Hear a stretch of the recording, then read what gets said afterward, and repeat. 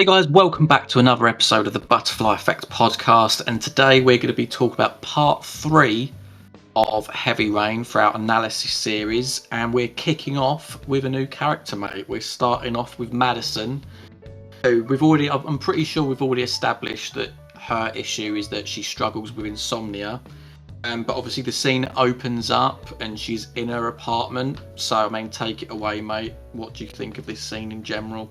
That's not words, that's just noises. It's okay. Like, there's nothing crazy to ride home about it. I'm not gonna lie, when we streamed it, because I did, the recent playthrough, I actually had a lot of fun, but that was mainly because, our fans are just legends, and like we had such a fun time with it. I'm sure I've told you, Jack, about a whole British gas joke we had going on throughout the series, but at one point I left the light on, and then I was like, oh no, I can't even, like in the bathroom, and I can't open the door to, I see the light through the door and I can't turn it off. And then when the masked men end up coming in, we made this joke that it's British Gas, who, if you're not from Britain, they're, like many gas companies, a company that overcharge you on bills and stuff. And we just had this joke that they've got this high bailiff policy, and we just made this absolute funny joke on it, and it just made the scene that much better, to the point I look back at it now and it's super enjoyable. But yeah, it's crazy, isn't it, how we've got another character that has another kind of medical problem with them, and it's just like, oh my god, like, lay off the characters a little bit, Quantic Dream. But yeah, it's fairly enjoyable. One thing I really liked about it is the fact that, you get the fight sequence, which is just so cool. Like, at one point, Madison stabs one of the men in the neck, hits someone with a lampshade, body slams someone through the table, and I'm like, Madison, what a way to make me like this new character. She's such a badass. You could argue, little bit weak, that, it had the classic English lesson thing of the whole, and it was all just a dream. But I get why they put it there, like, maybe it would be harsh if we could kill Madison off in her first chapter. But yeah, like, and I guess it just really drums home the fact she does struggle with this insomnia. Another funny thing I need to mention, Jack, is just on the stream, I had you have the nudity section, we had it with Ethan. Every female character, Quantic Dream throw, they have to throw boobs of some, at some point in there, and Heavy Rain has no exception. They did it with Fahrenheit, they've done it with Heavy Rain, and it was awkward because, like, you've got to use the controls to shake, yourself off of the towel, and the stream just looked proper dodgy. It looked like I was just, having a fun time watching Madison change, but I promise, guys, if you're watching the stream, that is not what happened. You're misinterpreting the competition. It's Master Chef, not Master Bait. Yeah, I mean, honestly, going back to that, I find it hilarious. It's like a little nitpick moment, but like, when she gets undressed, she gets showered, and she puts the same clothes back on. I'm like, Madison, you dirty bitch, go and get some other clothes on. Yeah. Yeah, I mean, I do vaguely remember when I played it for the first time, and I thought it was actually very tense. Like, I wasn't expecting the twist to come along, which, when you think about it, that's someone that struggles with insomnia and she's like having like a dream sequence. It's quite funny, but like overall, I think it was really good. I remember actually in your stream, you was talking at one point about like her apartment, like what you thought of it, and like I can't quite remember what you said now, but like in terms of like a location, it's great sort of thing. I just remember thinking to myself, damn, I would not want to live there. Like, it feels like an art studio. Like, it doesn't feel like a home. It feels like quite cold and like a little bit isolating, even though you're like in the middle of a city, But otherwise, in terms of the action, really good. I remember thinking at one point, like when I was first playing it, like, God, how many guys are there? Like, it feels like you get away from one, there's another one just in your path waiting for you. But it's just another fine example of like Quantic Dream's amazing ability at doing these high-octane QTE sequences with different angles, really sort of tense music, so that when actually you get to that bathroom and someone's in there, and you're thinking, what? Like, how's someone in there? And she's about to have her throat slit, you think, wow, what have I done wrong? But it then snaps you out of it, and obviously it was all a dream. So, I thought it was it was serviceable as a way to introduce Madison, One thing I have, here's a question for you. So we a few weeks ago did a video on the DLC The Taxidermist, which involved Madison way back before they actually finished Heavy Rain, which is why there's a different voice actress and a voice actress from Fahrenheit. That video got a really cool comment from someone called Cosmic Mariana, and I just want to read it out to you. They could have let this into the final game and replaced Sleepless Night in brackets. They literally scrapped the source of Madison's insomnia. That chapter is literally useless for her character and tells us nothing about her. I just wanted to get your thoughts. Would you prefer to have The Taxidermist as Madison's opening chapter rather than Sleepless Nights? Oh, so I'm guessing without like, you know, fiddling around with it. So in terms of like everything remains the same, you know, she can die in that chapter. I guess that's like what you're asking, but I'm really not sure because like we said in that video, she does have a similar chapter with like the surgeon guy. So don't get me wrong, like the DLC, the taxidermist one is clearly the better one because there actually are real stakes. It's not just a dream. And it would explain, you know, the reason for insomnia, and, you know, I completely get that. However, at the same time, I wouldn't necessarily want something too similar. Like, there's another guy that's, you know, a killer, or another guy that's a bit dodgy that she just stumbles across and nearly gets killed from. It would feel like it was repeating itself. So actually, maybe a bit controversial, but I'd probably say no, mate. I'd probably keep it as is, but what about you? Yeah, I'd probably say the same actually, but they also do note in the comment that they'd rather actually have the taxidermist scene instead of the dock scene. They put in brackets, I honestly hate that chapter. It makes no sense if you don't encounter him because of the evidence inconsistencies, and it's basically just the cheaper and less ambitious rehash of taxidermist anyway. Now, it's so interesting because I've always loved that dock scene, but if they replaced it with the taxidermy scene, I probably would love that one even more so. So yeah, maybe you could incorporate that DLC chapter and replace it with the creepy surgeon. But equally, I don't know, I quite like the surgeon as well. He gives me the chills. So yeah, but just really interesting, food for thought there.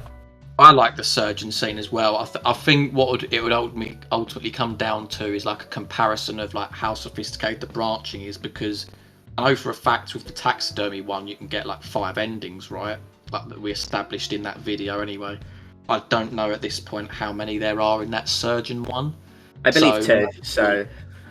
Oh, so actually so there's less endings. So then maybe there is an argument then that you could then move the taxidermy one in there instead of the surgeon one. But for me, they're both great scenes. It's a shame that you have to choose to, you know, pick one of them in there, but I will stick with what I said before. I wouldn't have both in the main story. I think one as a DLC, one in the main story works for me. Okay, so moving on, we're now going to go over to Ethan, who's obviously in his home alone now because of his other son has been captured as well, with loads of paparazzi outside. Very simple scene. There's not much for you to do, is there? You open a poem, which can I say is just a really shite poem by the killer. Oh yeah. On a personal note, I prefer it when it rhymes, and it sounded like it was going to start rhyming, and then it just didn't, and I was like, oh, okay, that's not that great. And he has another couple of things as well. I think he has a ticket, doesn't he, for like a locker.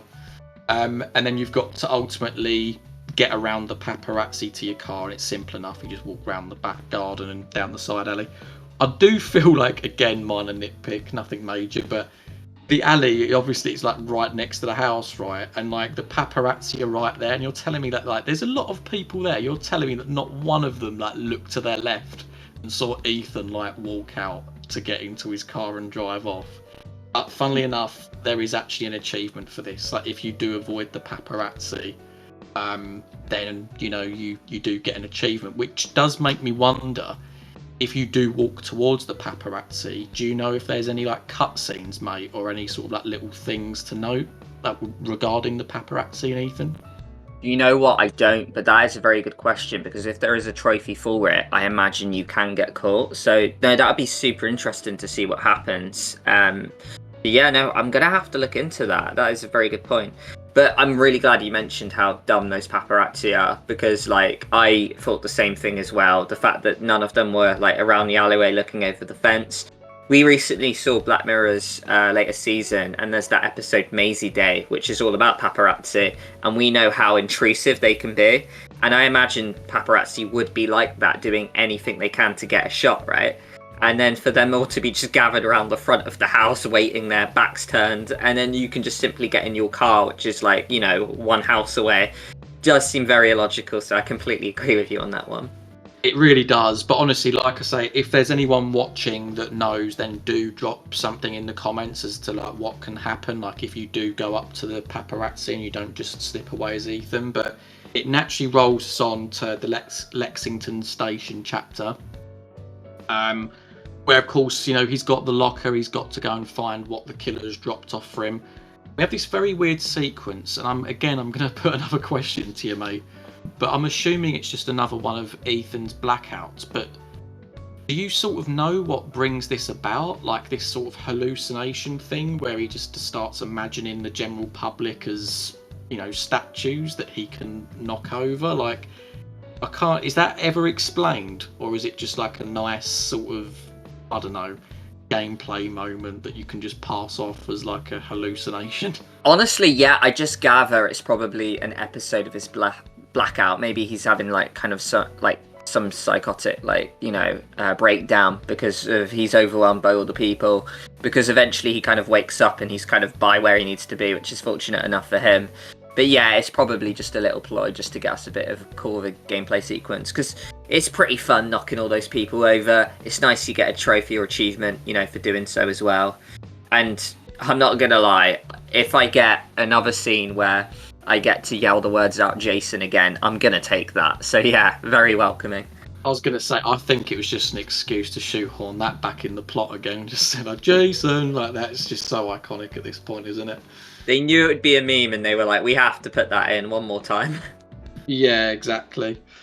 But obviously, yeah, he accesses the locker, he grabs the box, and then he just goes to like the most dingiest hotel, more like a motel, isn't it?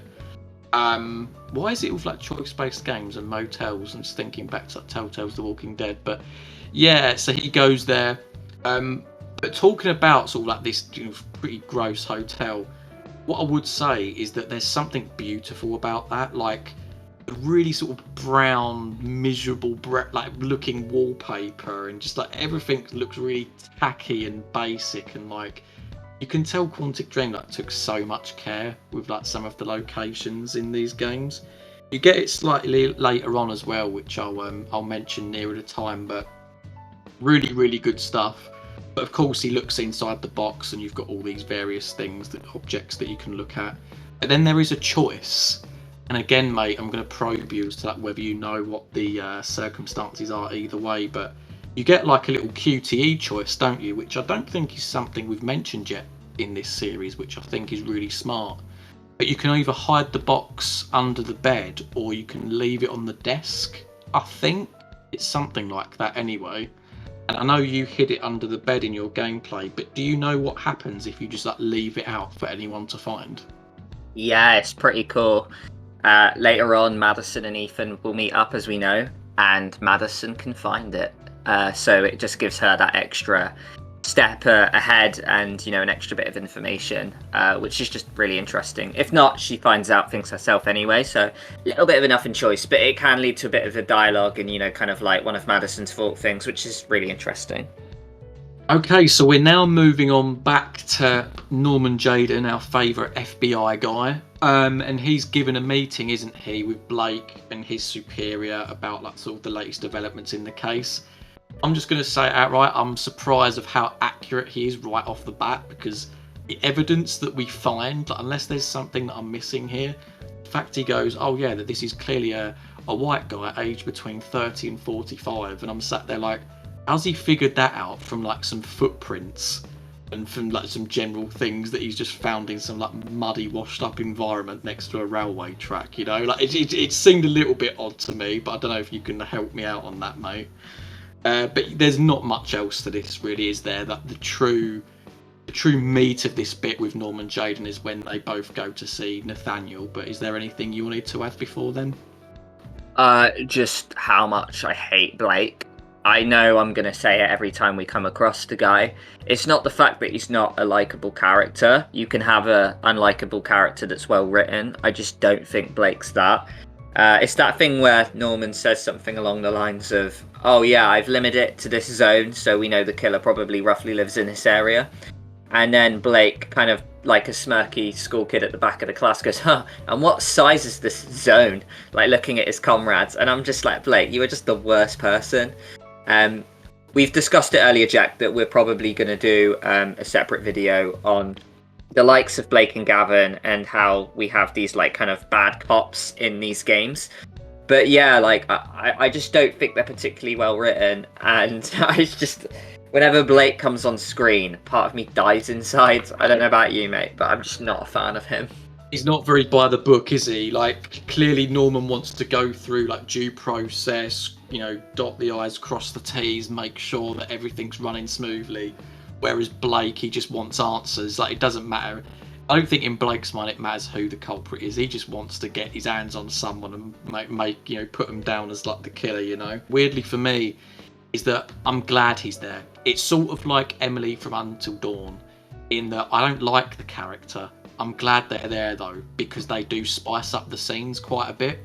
And obviously he does later on with Nathaniel. So like, yeah, like, you know, is he the most, you know, well-written, best developed character that they've done? Definitely not. And is he just sort of like a loud mouth that just sort of says like lots of vile things? Yes.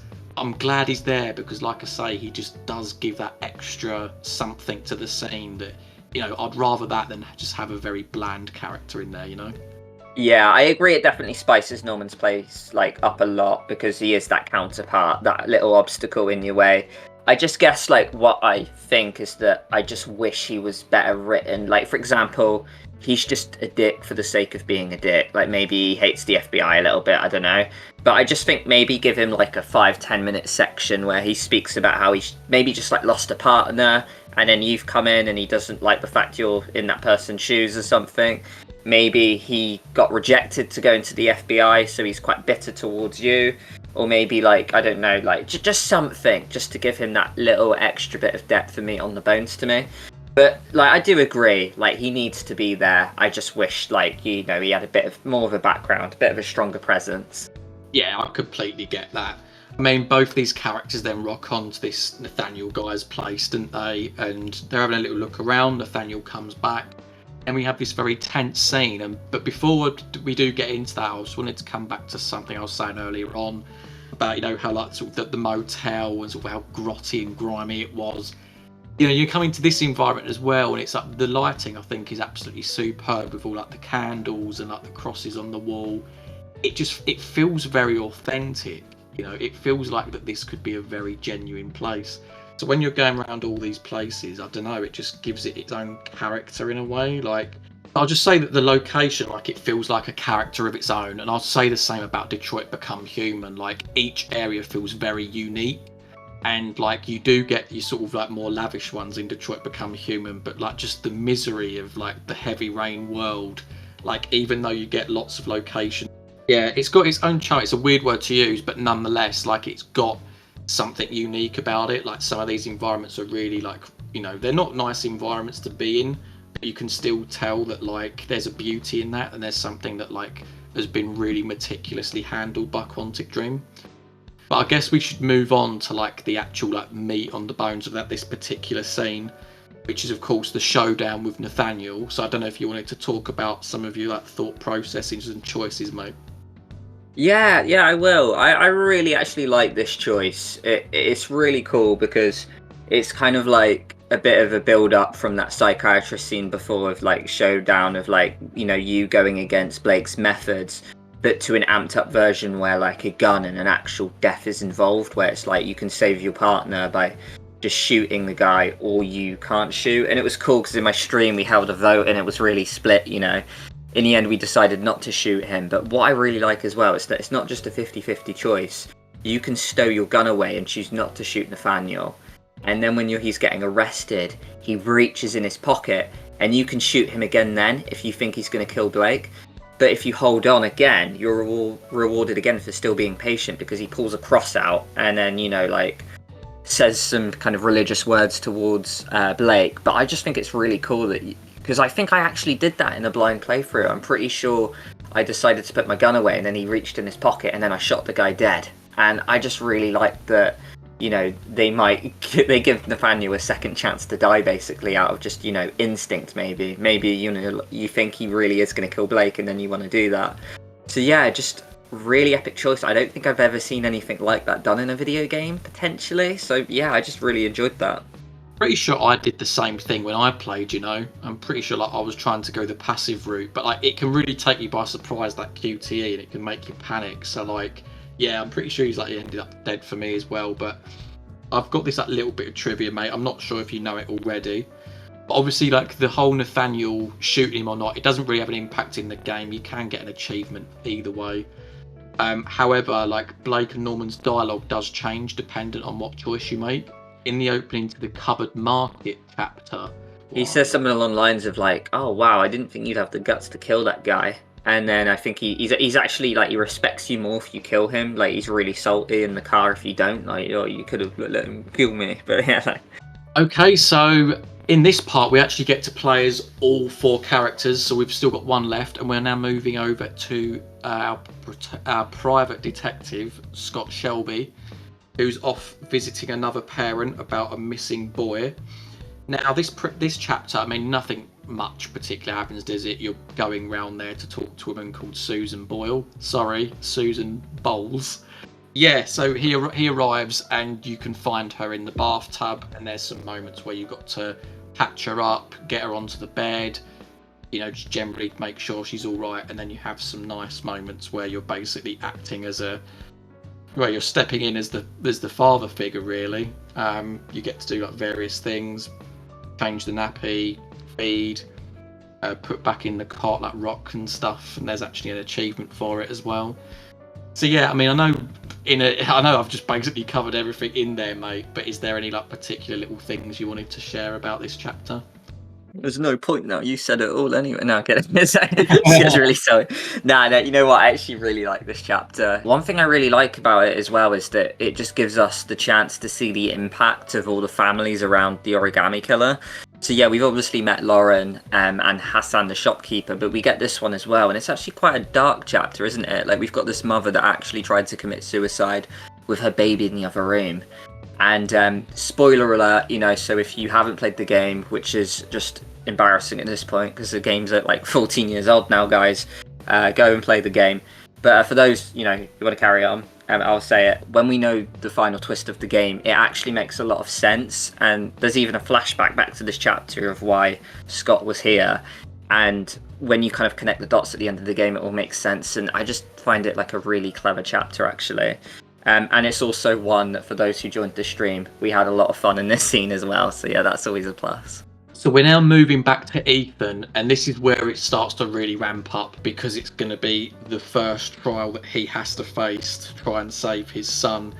Dare I say, a very difficult trial as well. I mean, I remember having great difficulty when I first played it. And it's certainly one of the highlights of the game, in my opinion, as well. But, I mean, I'll give the floor over to you, mate. What do you think about this whole section called The Bear? Yeah, you know what? Like, being the first trial, I thought it was going to be something light to ease us in. Like, eat this chili, like this Scotch bonnet, or, like, neck this bit of vinegar. But nah. First trial is driving on the wrong side of the road down a busy motorway for 4 miles. I'm like, Jesus Christ, origami, ease us in. I honestly think if I was Ethan at that point, I would probably think, you know what, I'm just gonna have another son. Like, it's just bloody, like, it's bloody horrible. That is your first trial. I'm like, wow. But also from the sense that it's challenging and so daunting, it does really make you scared of the other trials. So it's just such a really cool way to drum up how intense these trials actually are. One thing I do have to mention, my little criticism with this chapter, Jack, is how flawed it kind of is. Like, firstly, I want to start with the fact that the driver took it out for test drives. Am I right in thinking, if he turns the sat-nav on, there's going to be all these instructions about how to save your son? And did that mechanic Roy in the shop never turn the sat-nav on or question what the hell's going on? And the other thing as well is that surely Ethan could ask, oh, who handed this car in? Or who rented this car or whatever. Because surely you could probably find out the lead to who the origami killer is by questioning him, rather than going up the motorway. Maybe you could actually like outfox it and tackle, like who the killer is head on that way. But otherwise, really strong scene, really challenging chapter. So difficult to get the trophy. It's one that most people don't because you have to get 100%. And I failed 2 QTEs. They are really challenging. And I mentioned it in our QTE video. So guys, please check that one out. I'll put it on screen now. We talk about how amazing the Heavy Rain QTEs are. And one example I have of that is when the car is upside down and you have to challenge QTEs the wrong way around. And it's just very innovative. And I love everything about that. You make a really good point, because I swear I remember a bit of dialogue where Roy basically says that the car's been sat there for 2 years. I'm like, wait, like what? It's been that long? So like, I'm assuming that the origami killer has got this in the pipeline for quite some time, unless they've got other people using the same car. But again, like 2 years is like quite a long gap, I thought this was sort of like a fairly regular thing, like maybe every fall, not every like couple of years. That's the thing as well, actually, because isn't Ethan like the 8th or 9th dad, and he's like trialed other dads? Like, what if someone like Hassan went out and did trial 1 and then gave up at trial 2 or 3? Does he have to bring another car in, so he constantly has to show up to the same garage? And then like the origami killer's like, oh yeah, put this car in and let it sit there. So it is a little flawed, I'm not gonna lie. It is. It's one of them. You almost have to look past it, don't you? Because the more you look into it, you think, yeah, like, there's actually lots of flaws to this. But if we talk about the scene as a whole, really good scene. Like the music, again with the camera angles, it makes it dynamic and interesting. The QTEs, I mean, you've already touched on the ones at the end where they're upside down, but a lot of directional analog ones. I'm pretty sure as well that in your stream you said that a lot of people find this one difficult. Like a lot of people actually fail it in terms of like getting all the QTEs right. There is actually an achievement, isn't there? Like you do like a flawless run where you manage to pass all of them. Yeah, no, big time. It is really challenging. What I like as well, and this is not just uniquely for this trial, but every trial that you're going to see, is that you have the choice just not to do it at the start, and then you might not get certain letters for the hangman. So it's really cool that you can actually pick and choose what trials you want to do. It's cool that you don't have to do all of them. I think that's so cool. So yeah, I mean, we then see Ethan again, but this time through the eyes of Madison in the next chapter, which is called First Encounter. I got there in the end. Where obviously she's checked into the hotel, and you get past it like this really creepy receptionist guy he has one of those voices where you just think, yeah, you are a bit of a creep. I know that sounds judgmental, but it's just the way it is. I think it's how it was meant to come across. Nah, but the guy didn't wash his hands either. He deserves all the hate in the world. Yeah. But then obviously she sees Ethan, struggling because obviously with the injuries of the car crash, and this is the first. Sorry, no, it's not the first moment. It's actually the second moment in the game where 2 of our playable characters get together. The first one obviously being Norman and Ethan in the police station. But yeah, and obviously you get this moment as Madison to, patch him up, generally just talk to him, ask him his name, what are your hobbies, all those questions we ask. But yeah, general thoughts, mate? Yeah, like, interesting. Like, I find it quite funny how, like, when Ethan's taking a shower, she can peep through the door like an absolute pervert. Like, also why Ethan would leave the door ajar anyway. Like, he's clearly asking for that attention. But yeah, like, no, pretty funny. One concern I actually had, though, was just the fact that, like, Madison had her Sleepless Nights chapter, but then instantly we're being shoehorned with Ethan, and she's kind of playing a bit of a nurse first aider role, which will be a recurring theme in the next few chapters for Madison. It eventually recovers. She does get some of the best scenes, actually. But I was at this point like, oh, please don't make it so the one female protagonist we have is reduced to this, like, first aider nurse girl. I want more than that, but luckily it does recover for it. But I remember, like, when I first saw the game, that was a concern I did have. Oh, fair enough. I mean, to almost wrap this up, mate, I've got like a little bit of trivia. You might know it already, but I'll say it as follows. So the chapter can actually be ended quickly by repeatedly applying the disinfectant too quickly or giving Ethan the antibiotics and anti-fever pills. Both actions will prompt Ethan to ask Madison to leave. So, first of all, I don't know if you knew that or not. I didn't know he could ask you to leave, but I did know that you can, like, for example, like in the other chapters, if you do first aid wrong, and if you like use the QTEs not gently, because obviously these QTEs are amazing, and you have to slowly like apply like the bandages and stuff. If you do it too erratically and rushed, it will hurt Ethan. So that's just really epic that we're given that level of thing. Like, if you actually have to be cautious and gentle, you actually have to do that on your controller, which I don't think is a point we mentioned in our QTE video, but it's one that just reinforces the whole point of why Quantic Dream are the goats of QTE. You know what's just literally come to mind as well, because obviously we are playing as Madison in this section.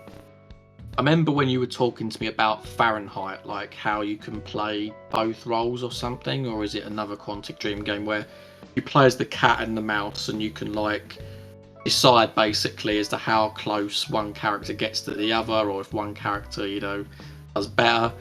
I wonder if in this scene, because you play as Madison, like when Ethan's getting a shower, like whether it would have been cool for like, you to have an option to like explore around the room, you know, and maybe you could purposely go and find the box that was hidden under the bed or something like that, or whether, you know, you maybe get the option to choose whether you look around or not, just to add to another dynamic to it. But to almost close this, and obviously we've just covered the disinfectant thing, even though there are linear things in this game and there's stuff that doesn't impact the plot too much, you do get those small moments like that where it still says that your choices matter to a certain extent.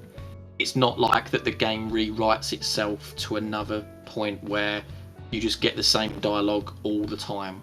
You can literally end the chapter early and have a character leave and miss out on loads of other stuff. And it's just like my growing sort of appreciation for that level of branching that Quantic Dream do. It's just like, it's just constant, to be honest with you. Yeah, you know what part of me wishes I left that shoebox on the table, because Madison like would have found that, I imagine, and it would have been really cool to have seen her find it as early as it was then.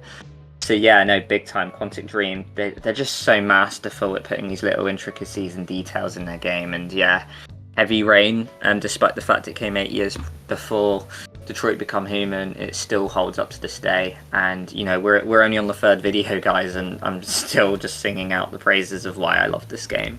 There we go, guys. That was our analysis of part 3 of Heavy Rain. Do let us know what your choices were, or what your general thoughts were of each of the chapters that we talked about in today's video.